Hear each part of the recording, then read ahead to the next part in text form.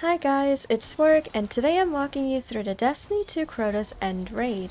Spawn into the raid and you'll face an opening encounter. This encounter introduces you to a mechanic that you'll use for the entire raid, which is that glowing light buff called the Chalice of Light. When picking up the chalice on the left side of your screen, you will see a blue bar filling up. You'll want that bar to fill up all the way, however, be careful, because after the bar has fully filled, you'll see another timer pop up below it called Engulfed in Light. When that timer goes to 0, you die, which means you have 8 seconds to have one of your teammates steal the chalice from you before you die. When they do steal it, you will now have a buff called Enlightened. The main objective for this opening is to build the bridge. To build it, grab the chalice, let the bar fill up, have a teammate steal it from you, and with the Enlightened buff, you will dunk it on the plate to activate it. Now stand on the plate in order to build the bridge, and to speed up the process, keep passing the buff around to become Enlightened and dunk it. After the bridge has been fully built, run to the end where you'll drop down an elevator. The first encounter, the Abyss. In this encounter, you and your team need to walk all the way to the end of the encounter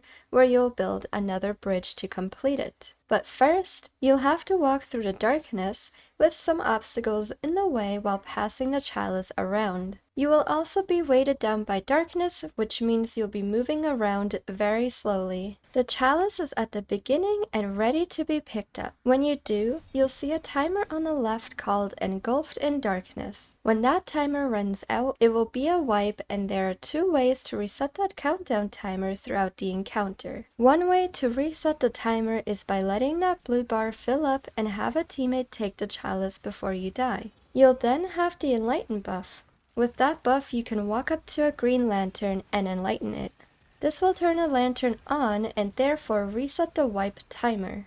Not only that, but it also brings down your weight of darkness multiplier, which allows you to move around faster for a bit. Be careful though, once that lantern turns orange, it is a few seconds away from exploding, so don't stand too close. The second way to reset the wipe timer is by placing the chalice on these red glowing pedestals, just like the one it stands on at the beginning of the encounter. You do not have to have your blue bar filled to place it on a pedestal. Placing it whenever will reset the timer.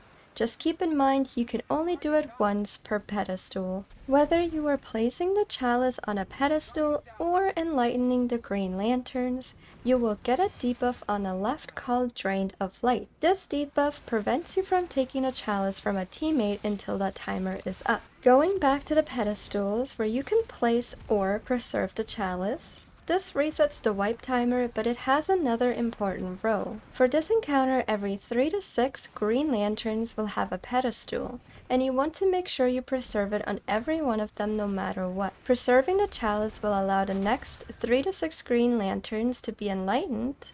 If you fail to do so, the next person with enlightened buff will not be able to turn on a green lantern. So you can either look for the slight red glowing pedestals, or you can look ahead to see if the next green lantern is glowing green. If it's not glowing green, that means that there's a pedestal on the current one you're at, and if it is green, then you'll be able to enlighten it and you're safe to move on. Walking through the darkness, you have to watch out for the swinging pendulums and holes that sometimes come out of nowhere. At the end of the encounter, which is at the topmost floor, you'll come across another plate. Place the chalice on a pedestal next to it and have someone become enlightened. When they do, dunk it on the plate to start building the bridge. Starting the plate also stops the wipe timer from happening. On the plate, you'll have ads come at you, including unstoppable ogres. Keep passing the buff around to enlighten the plate for a faster build, and once the bridge has built, you can run across to complete the encounter. Next, we have the bridge encounter. Your main objective is for every person to get to the other side. 5 of them have to bring a sword over to kill the gatekeepers, and 1 person brings the chalice. Starting this encounter, everyone starts on the same side. There's 1 middle, left, and right plate. The middle plate is what activates and builds the bridge, but standing on the middle plate also activates the left and right plate. Just like in King's Fall, if you do not stand on a plate, they will eventually explode and wipe the encounter. With that being said, whenever a person stands on the middle plate, have a person on the right and a person on the left stand on their plates as well. One person will pick up the chalice in the middle and become enlightened. When they do, they can dunk it on the middle plate to start building the bridge. The more people that get enlightened and dunk on the plate, the faster the build process goes. Be careful as there are barrier champions that spawn in, as well as a bunch of adds. Once the bridge is formed, a sword bearer spawns. When killed, he drops a sword on the ground that disappears after a few seconds. The only way to pick up that sword is when you're enlightened, and the only way to cross that bridge is by either having a sword or a chalice on you. When a bridge is almost done forming, everyone in the fire team gets enlightened, and once the sixth person has the chalice, they will then bring it across the bridge to the opposite side. In the middle, there is a pedestal to place or preserve the chalice.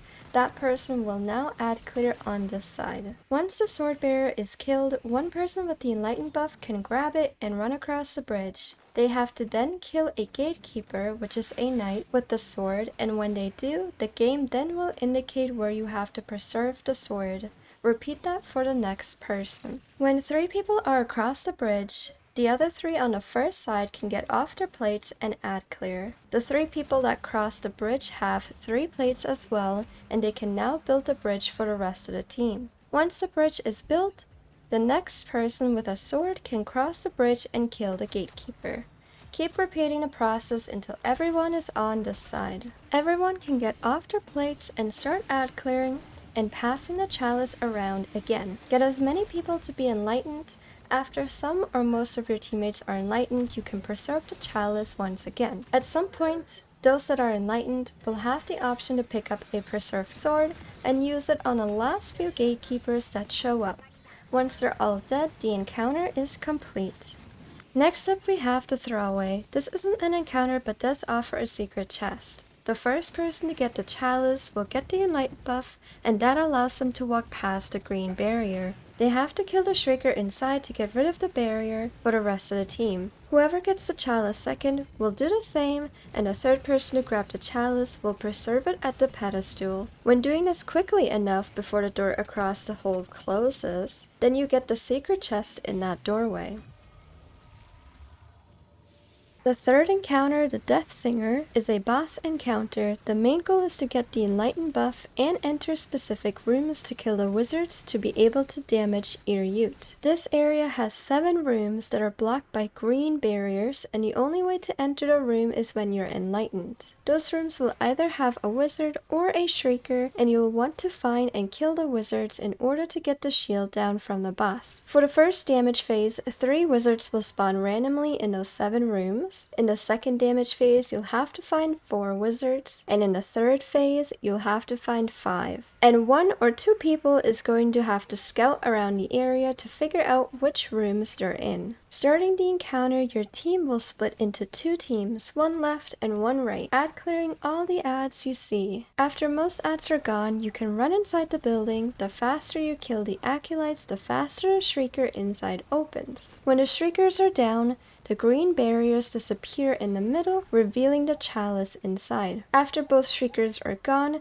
1 or 2 people can go and scout each room, looking inside if there are wizards or Shriekers. You can use the windows to peek in, use the map to see the Shriekers as they show up as red dots, and you can also see if the arrow is pointing up or down, or you can use Wish Ender to look through the walls. The callouts for the wizards I personally use are this. The towers outside on the left and right I call top left, top right, bottom right. The rooms that are above the adds I call close middle, close left, and close right. Obviously, you can use your own callouts, that's just what I've been using. While you have 1 person or 2 scouting for the wizards, and the other people killing adds, you can start passing the chalice around. You want 3 people to be enlightened. Once the 4th person grabs the chalice, that person can go down below near the flag area and preserve the chalice until after damage. The encounter is on a timer, so if you're too slow to kill the wizards, the damage timer will eventually start on its own. Also, killing a wizard will start the same timer,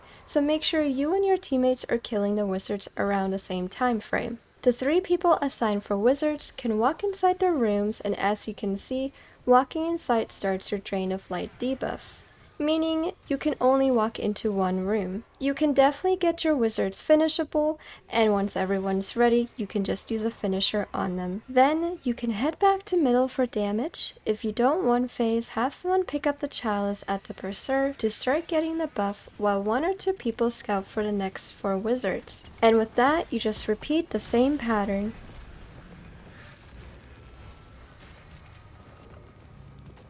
Final encounter, Crota. And here you want to get Enlightened to grab the sword and take Crota's shield off to start damage. For Crota, you can assign 2 to 3 people to grab a sword who will take care of Crota's shield, and assign 1 person to shoot the Oversoul. The Oversoul is the green glowing orb that shows up when damage phase starts. 1 person has to be Enlightened to shoot it. The Oversoul is a wipe mechanic, meaning that on the left side of the screen during damage, there is a countdown. If it hits 0, it's a wipe. With that being said, when a timer hits about 6 seconds, that's when the Enlightened person shoots the Oversoul to stop the wipe and damage phase. I personally use Fusion to 2-burst it. Starting the encounter, 1 person grabs the middle chalice and starts filling up their buff. The only way for someone to take that chalice is in these blue-white looking pools that spawn in random locations. Have someone be close to the pool to take the chalice when you need them to. Communication is very important here. While they switch and charge their buffs, 1 or 2 people will check the top floor on the left and right towers. There will be 2 knights on each side. Killing all 4 spawns a sword bearer in the middle who will drop a sword when killed. Once the first person is Enlightened, they can pick up the sword and either start swording the boss or keep it in their hand. I personally have 2 or 3 people sword at the same time to instantly push to damage phase. Then have the next person get Enlightened and spawn another sword bearer to get a sword as well. The assigned person for Oversoul will charge their buff from Chalice, and once someone takes it off of them, they can preserve it down below in the same location as the previous encounter. When everyone is ready for damage, hide in this back room so the boss comes closer, and when he does, have all those with a sword use it on Crota to take down his shield, and if his shield is taken down, damage phase starts. The person with the Enlightened buff needs to make sure to shoot the Oversoul before the countdown is done. After that, repeat the pattern until you get to Final Stand. Final Stand will give the boss a shield again, but only for a few seconds before it disappears.